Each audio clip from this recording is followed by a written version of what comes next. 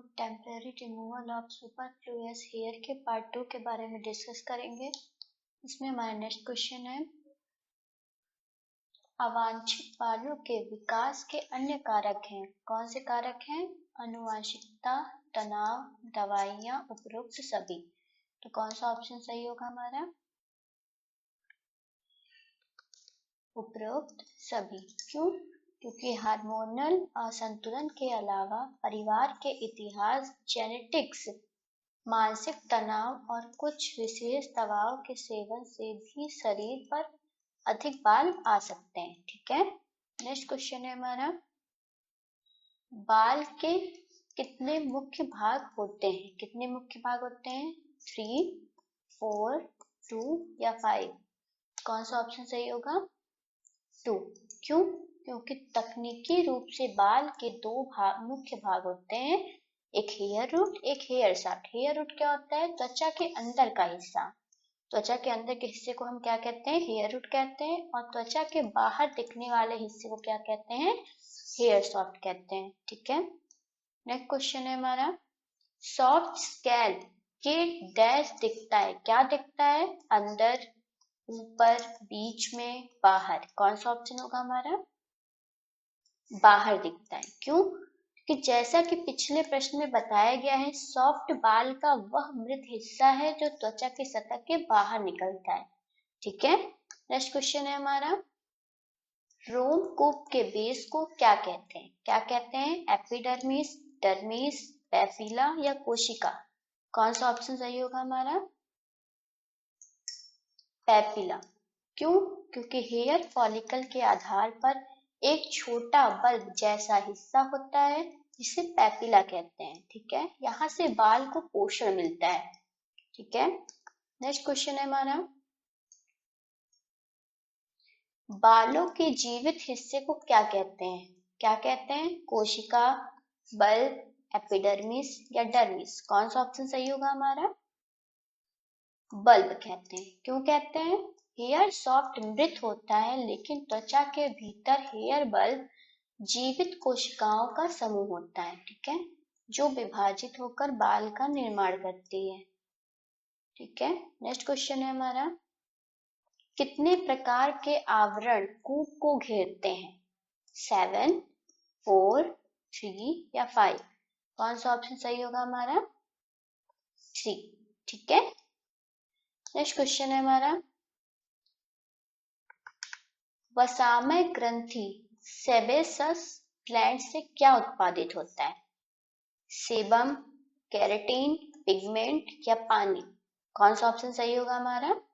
Sebum. क्यों? क्योंकि sebum एक प्राकृतिक तेल है जो त्वचा और बालों को नमी प्रदान करता है और उन्हें चिकना बनाए रखता है। ठीक है, नेक्स्ट क्वेश्चन है हमारा,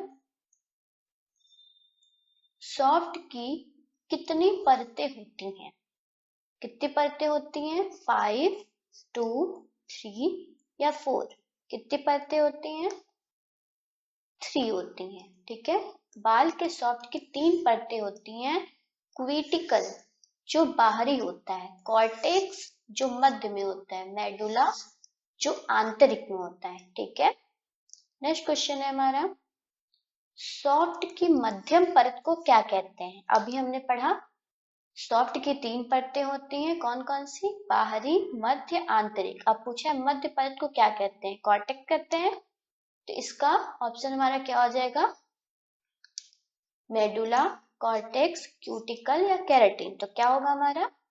कॉर्टेक्स होगा। ठीक है, कॉर्टेक्स सबसे महत्वपूर्ण परत है क्योंकि यह बाल को मजबूती और रंग पिगमेंट प्रदान करती है। ठीक है, नेक्स्ट क्वेश्चन है हमारा, बालों के लिए उत्तरदायी पिगमेंट कहाँ पाया जाता है? कहाँ पाया जाता है? मेडुला एवं केराटिन, क्यूटिकल एवं केराटिन, केराटिन एवं मेडुला, मेडुला एवं कॉर्टेक्स? कौन सा ऑप्शन सही होगा हमारा? मेडुला एवं कॉर्टेक्स में पाया जाता है। ठीक है, नेक्स्ट क्वेश्चन है हमारा, बालों के विकास चक्र के कितने भाग होते हैं? 4, 3, 6 या 5? मतलब जब बालों का विकास होता है तो उसके चक्र के कितने भाग होते हैं? कितने भाग होते हैं? 3। विकास चक्र के 3 चरण है, ठीक है। एनाजेन मतलब बढ़ना, कैटाजेन मतलब बदलाव, टीलोजेन मतलब आराम या झड़ना, ठीक है।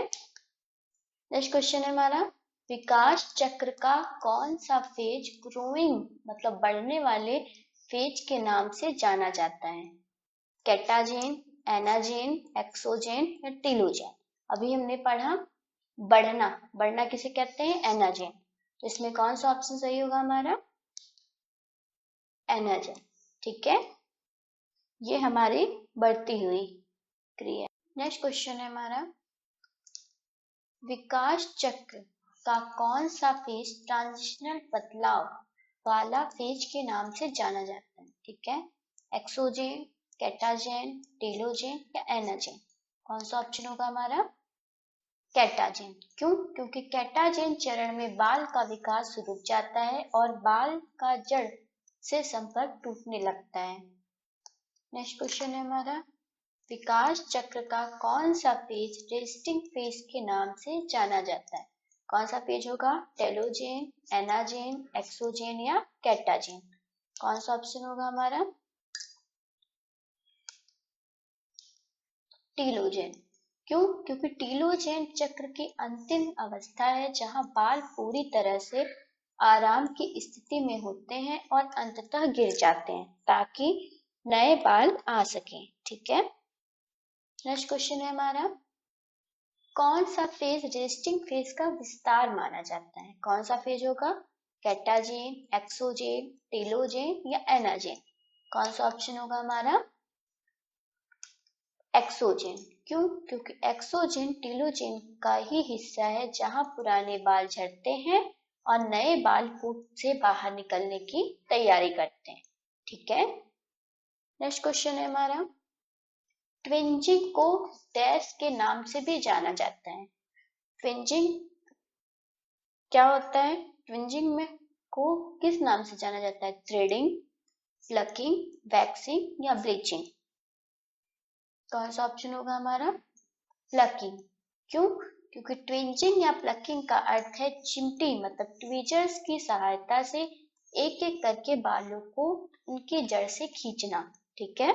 यह हमारा क्या कहलाता है? ट्विंजिंग कहलाता है। नेक्स्ट क्वेश्चन है हमारा, निम्न में से कौन सी प्रक्रिया एक बार में एक ही बाल टारगेट करती है? कौन सी प्रक्रिया होगी? थ्रेडिंग, वैक्सिंग, इलेक्ट्रोलाइसिस या सेविंग। कौन सा होगा इसमें ऑप्शन? इलेक्ट्रोलाइसिस। क्यों? क्योंकि इलेक्ट्रोलाइसिस में एक समय में केवल एक ही हेयर फॉलिकल में सुई डाली जाती है जिससे यह बहुत सटीक लेकिन धीमी प्रक्रिया है, ठीक है। ये बहुत धीमी प्रक्रिया है लेकिन बहुत अच्छी प्रक्रिया है। ये एक ही समय में केवल एक ही हेयर फॉलिकल में सुई डाली जाती है, ठीक है। मतलब एक समय में एक ही हेयर सिर्फ आ सकते हैं। नेक्स्ट क्वेश्चन है हमारा, वैक्सिंग कौन सी दिशा में करते हैं? कौन सी दिशा में करते हैं?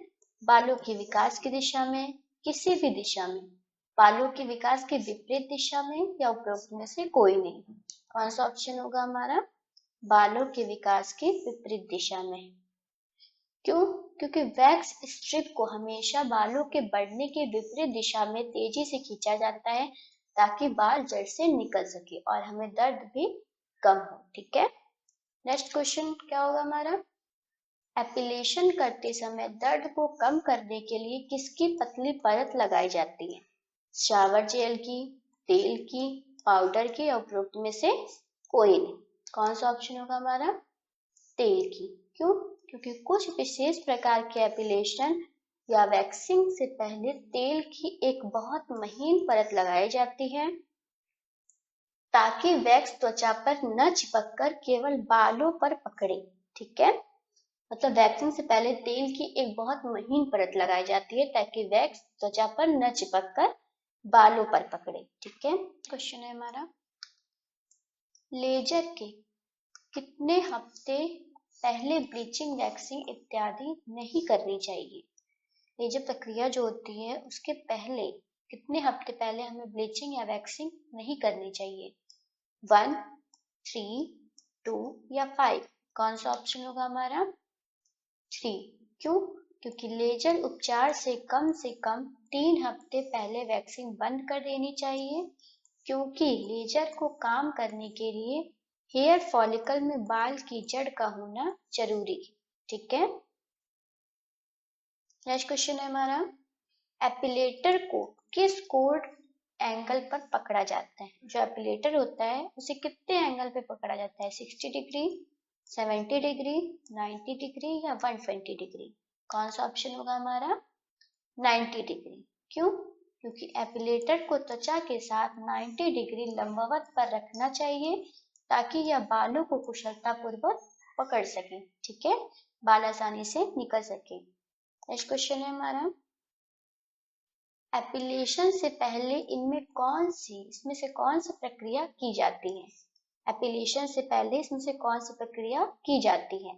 एक्सफोलिएशन, ब्लीचिंग, वैक्सिंग या थ्रेडिंग? कौन सा ऑप्शन होगा हमारा? एक्सफ्लोएशन। ठीक है, क्यों? क्योंकि एपिलेशन से पहले त्वचा को एक्सफोलिएट करने से मृत कोशिकाएं हट जाती हैं और इनग्रोन हेयर त्वचा के अंदर दबे बाल बाहर आ जाते हैं।